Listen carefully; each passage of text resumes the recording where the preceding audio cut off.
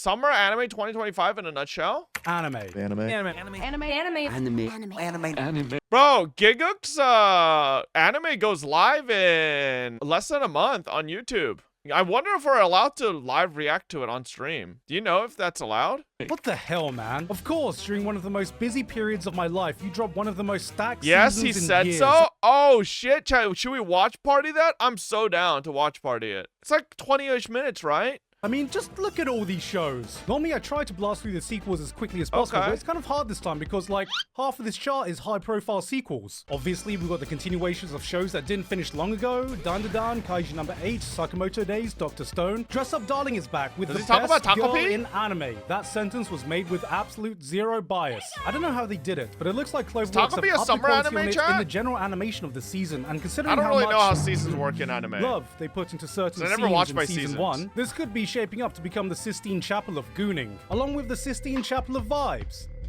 And Gooning. The Bunny Girl Senpai characters are in frickin' university now. God, I've been asking forever for more anime characters to get older than high school age, and now I've waited so long, these characters have actually grown up beyond high school age. Unlike the characters in Grand Blue, they're about as mature as I remember them. After 15 years, Panty and Stocking is somehow back as unhinged and man, I need to watch this so bad. For those of you that weren't around at the time, this ended on one of the biggest cliffhangers in anime ending history that left... This Panty and Stocking season 1 ended in one of the most nonsensical, what the fuck, where did it come from endings ever.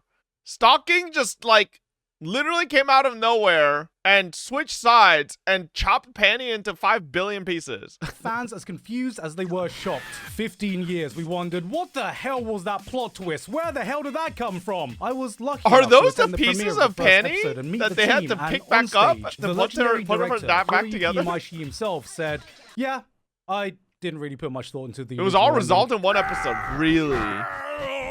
Oh shit. Bruh. The vending machine Isekai got a sequel? Who the hell is funding this? And the That's a Shonen good Boy question. Isekai with thick thighs?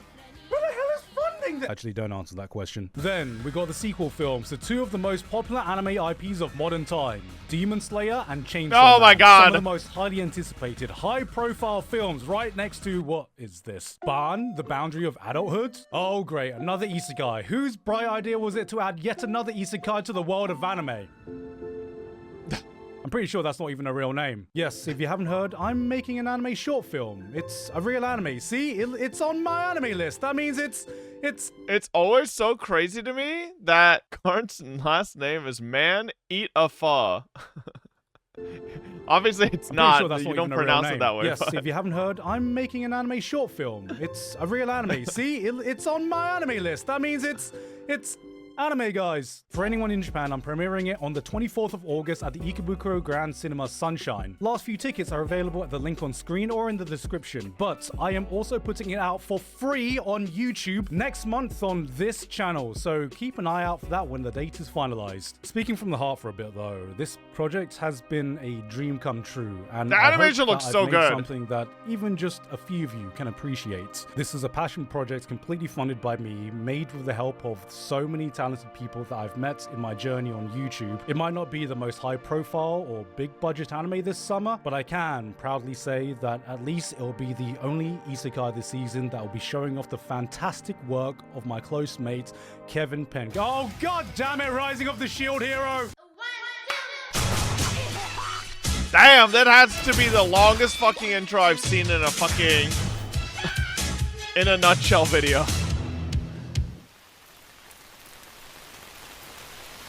What?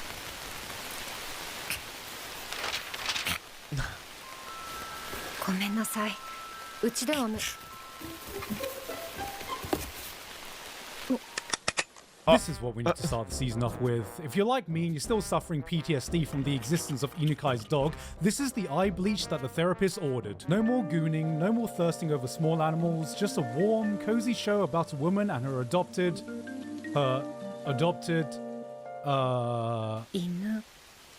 Yeah, it's a pretty fucked up looking dog. God damn, after that I feel something arising. And I think it's AFK Arena's newest collaboration with Solo Leveling. Today's sponsor. Yeah, I'm gonna chuck this guy's all the world. Honestly, that's the romance anime that is even gonna come close. Yes! Yes! Yes! Yes! Yeah! This is it. This is where history's gonna be made. The world's about to witness the birth of the LeBron of cucks. Or what's that? You're more of a shonen trash kind of guy? Well, boy, do I have the show for you. I'm the trash man. Farming trust. Okay, you want peak aura? Well, here you go. This guy is peak aura.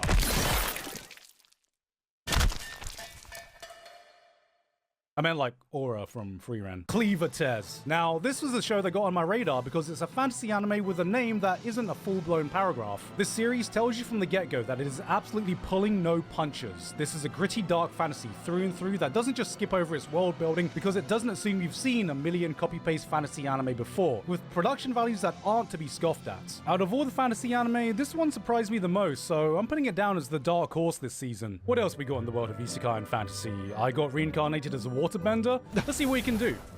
No. There's another socially awkward anime girl who's so shy she figured out Chantless casting and became one of the most powerful mages in the world. I have to try my hardest to not call this Bocchi the Witch, but with the amount of socially awkward female protagonists nowadays, it's kind of just a given because that's right.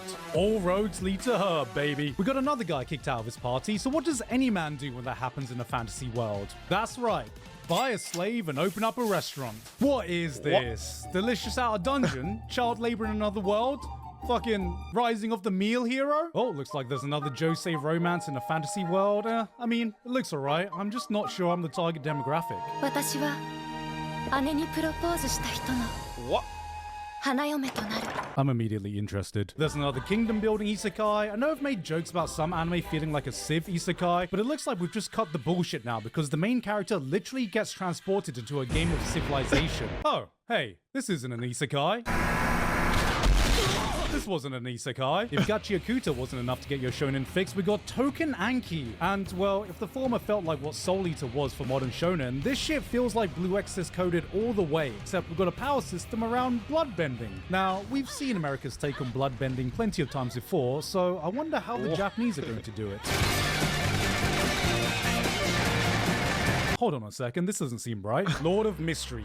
It seems like nowadays there's at least one everybody Chinese glazes animation this show that like seems to be crazy. sneaking on these lists, and this season, it's this one. This is a highly anticipated adaptation of one of the most beloved and acclaimed web novels to come out of there, and guys, it's an isekai.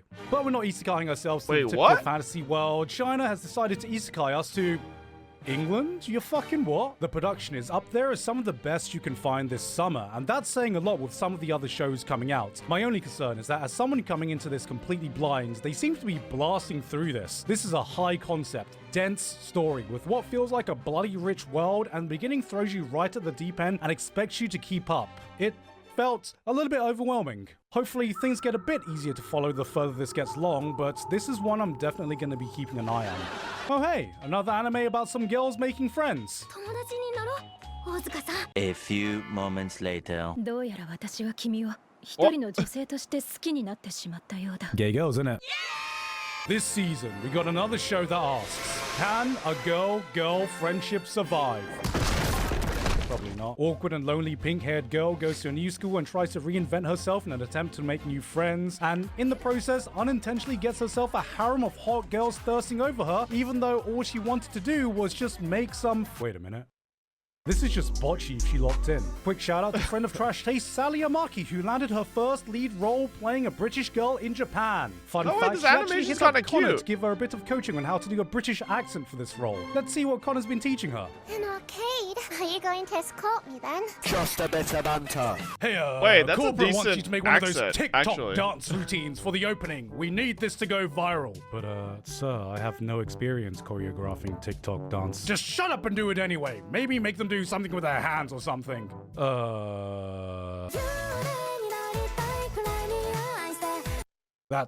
That's it? That's what you came up with? Can't you make it more interesting? Oh! Alright, good job. You know that old friend you can go years without seeing and then one day you meet up and it's like not a single day has passed? Oh! I need to watch this so badly. Yeah. That's Kyoto Animation every single time. Carrying on the soul of Nichijou, implanting chaos into the mundane with that impossibly high bar of Kyoto Animation quality comes City the Animation. And god, this shit is just crack for my eyes. I love everything about the way it looks. The colors, the energy, the art style. I just want to serve this aesthetic up in a plate and just... Maybe I shouldn't have written that paragraph when I'm about to have lunch. Okay, what's next? What the?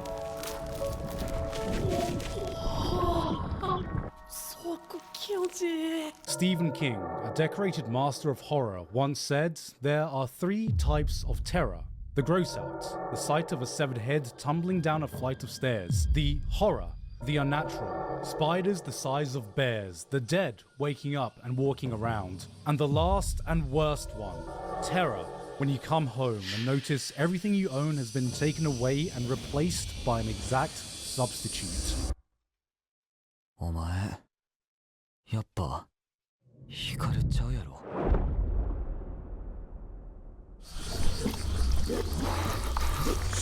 Horror and anime is historically 2 things that don't always work well together, but we might just have the strongest candidate in a very long time. A very, very long time. In fact, I can't even remember the last time I was so excited for a new horror anime and hyped it up, because actually, you know what, I've never done that before. Because if there's one type of horror I could actually see working in anime form, it's this one. It's not the type of horror that jump scares you or tries to make you squeamish. It's the unsettling type. The one that slowly seeps in, chills you to the core and follows you wherever you go. The atmosphere drags you in, never letting you get away from this constant feeling of unease. You're side by side with an eldritch horror, unsure where it's going to lead you. It's pure Lovecraft. If Lovecraft was written in Pride Month. And the production values. Man. Cygames Pictures proving once again that they are one of the most exciting new studios out there. And I don't know who the director of this is, but this is some top tier directing and building up suspense and tension. They must have done some pretty damn good work in the past. Ah, I see. He is no stranger to eldritch horrors in anime. After that show though, I feel like we can do with a little pick-me-up. But this looks like a cute little show. I wonder what... Oh my god! Bro, I love this show. You know you're in for a ride when a show hits you with not 1, but 2 separate content warnings right from the get-go, and honestly, maybe they didn't warn me hard enough because you won't find a show harder to sit through this season than Takopi's Original Sin. This is not one for the faint of heart, and I'm not saying that as clickbait or as a challenge. Normally on YouTube there are some anime where I have to be careful about what I show because some of the content is about to make the UK government check your ID. But this is one of the few examples where if I show you everything, YouTube is about to restrict it for an entirely different reason. This show is heavy, depicting some of the worst experiences a child can go through in a completely unfiltered lens. It'll hit you with a soul-crushing scene you find hard to stomach and just hold on it, challenging you to keep watching, keep somehow pressing on, that by the end of the episode you've got nothing left you can say except for just man. It's the kind of series where you have to switch off the TV and go outside to remind yourself that the world isn't as awful as what you just watched, which may leave some of you wondering why I would even recommend people watch this, and that's because it might not make you feel good, but what it will make you feel is going to be incredibly powerful. This is the kind of media that only comes along once in a blue moon, so yeah, give this one I a watch. swear that's Evangelion music you just played. In Shoujo Land, we've got the popular, good-looking guy from class falling like for the 100%, plain, that's Ava old-looking, music. ugly girl. We've seen this one before, but interestingly, the English title of this is Takopi's so good, but I see so many people online saying they don't want to watch it because they think it's fucking gore porn. It's like, which shut I the fuck believe up. approximately You don't even know what gore translates porn to, is, "Hey, dumbass. a bouquet Stop for typing this words you ugly don't hoe." know. Yo, Japan, chill. She's not even that ugly. Like, I'm pretty sure there are worse examples. Oh my god, what the fuck am I Holy looking shit, at? they actually did it. Lore accurate Mushoku Tensei. It's official. Ugly bosses have escaped your favorite dojins and are now invading your isekai. This is the true power fantasy we were waiting for. Introducing the Vanguard of Virginity, the CEO of Abstinence. Bro has been looks-minning since the day he was born. Sung Jin Woo may be the king of aura farming, but he hasn't met The gods of odor farming. At first, I thought this was just propaganda for the ugly bastard apologists, and then I realized with the recent trend of fantasy shows changing up the protagonist formula to more accurately represent what the audience have grown into, this is just the final form of the genre. Finally, the representation we were waiting for. No, the representation that we need. Motherfucker is so powerful he can't even die. He just gets banished to the shower realm. Cute girls do bowling now? Alright, well, I mean, seems pretty decent. It's the formula we've seen before, so you know what to expect when it comes to these kinds of things.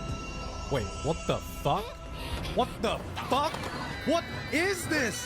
What the hell is going on? Why are they in feudal Japan? Why are they on an active battlefield? Oh god, they're using their bowling skills to survive in a nation war-torn area. I can't. This is the stupidest thing I've seen all year. Girls' high school bowling club gets isekai to feudal Japan? Who the hell thought of this idea? This is slander. Oh hey, more cute girls. I wonder what they're doing this time. 今度ガーネットを取りに行こうかと思ってるんだが。 Oh, come on! Finally, we got an anime about rocks. Minerals. And what better way to do that than some adorable anime girls collecting and finding rocks? Minerals. And look, I have no personal interest in rocks. Minerals. But this show is goddamn beautiful. Coming from Studio Bind, it looks like once again they're moving outside of just the confines of adapting Mushoku Tensei, and they said, screw it! I want to make a show about rocks. Minerals. And damn, if they're not putting all their effort into this. I mean, the backgrounds, the animation, whoop, the character designs. Are we sure this ain't a baking show? Cause that is some premium cake right there. Look, I might just be interested in rocks. Jesus Nah, Christ. because I gotta say, that's one attractive minor. You know what? Never mind. Huh? Who's messaging me? Nothing. Let's just move on. I was just saying that this person looks pretty. You know, she looks pretty. She likes rocks. She's a mine. The R sound is both a consonant and a vowel. Relax your mouth and lips apart. Push and lift. Lady who likes to mine rocks, also known as an M-I-N-E-R miner.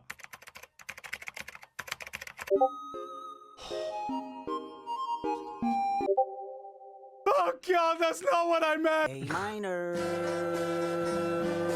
Hey guys, hope you enjoyed that video. Thank you very much this month to Basil, Dysfunctional Degenerate, Nice! Good video. 808,